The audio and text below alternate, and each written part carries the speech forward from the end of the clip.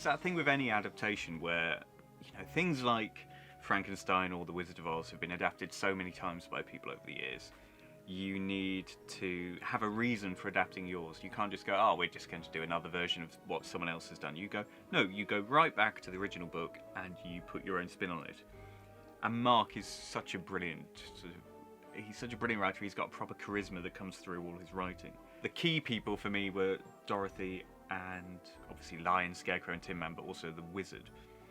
And I was very keen that Dorothy and the Wizard were, you know, real, true-blooded Americans. I think that's a very important part of the story. My childhood, fantasies are coming true with doing this role, because The Wizard of Oz has just been such a exciting story for me. I mean, truthfully, I think it was one of the first, I'd say, American classic stories, because it was one of the first stories to really incorporate American destinations like Kansas and Omaha.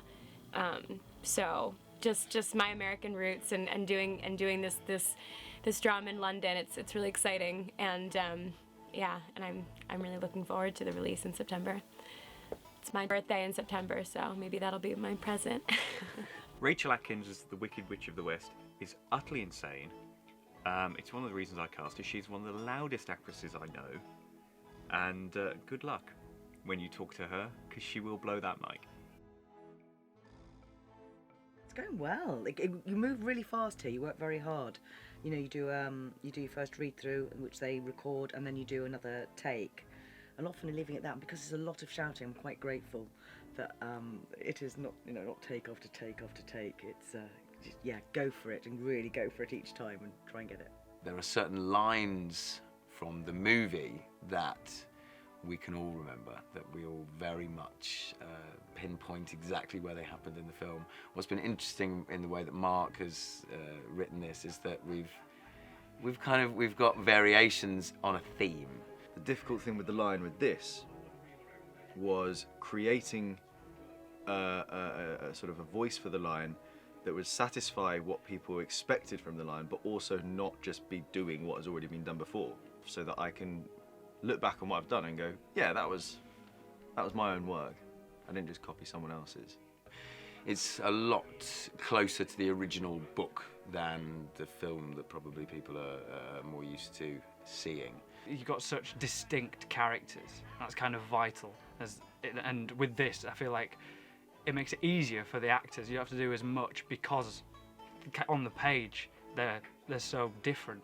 I mean, they're different species. They're different from completely different worlds.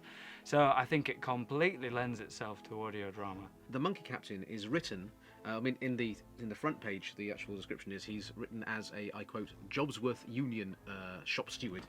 So that's quite fun, because it gives a certain sort of quality to it, and also it's kind of written in dialect as well. So it's quite obvious that he's got some kind of vaguely London accent. I think it's quite obvious from the actual sort of diction of what is written in the script.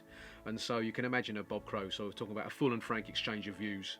So I could see him just like laying down the law in various places. And to be honest, he's got a terrible employer in the start, in the Wicked Witch of the West. So I can quite see how he wanted to actually form his own union to actually sort of fight for his representation in the face of working for evil. So I'm with him. One of the biggest things with casting on this was just finding people I knew would go for it and enjoy it. And as you might be able to hear, possibly, there's a lot of laughter going on at the moment, and it's one of the most enjoyable things I think I've done at Big Finish.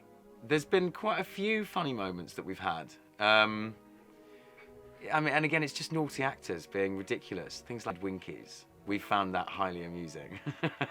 I mean, I'm 35, I shouldn't still be laughing at the word Winky, but it makes me laugh.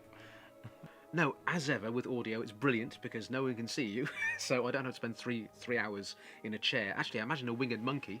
That will be quite a serious costume, so quite a lot of time is saved doing this. So yes, it's much more relaxing a job. Nice job for a Sunday afternoon. So yeah, we're all very happy here. Just having had a nice lunch, so now I might go and have a little kip in the green room since I'm not called.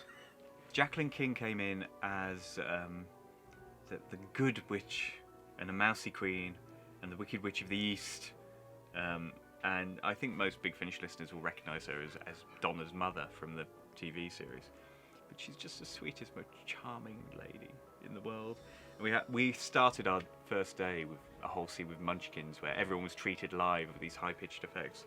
I think we spent the first half of the day just rolling about with laughter. And that sort of set the tone for the whole thing, actually. It's just been a really enjoyable recording with everyone. And, you know, who knows if this one goes down well. He wrote another 6 or 7 books, so maybe we'll return to Oz.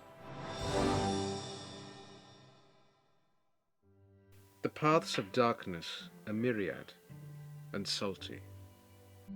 On the evening of the 4th of September, 1897, Professor Hubert Pickswatch made his way from St Ralph's College, Oxford, back to his digs on the outskirts of town.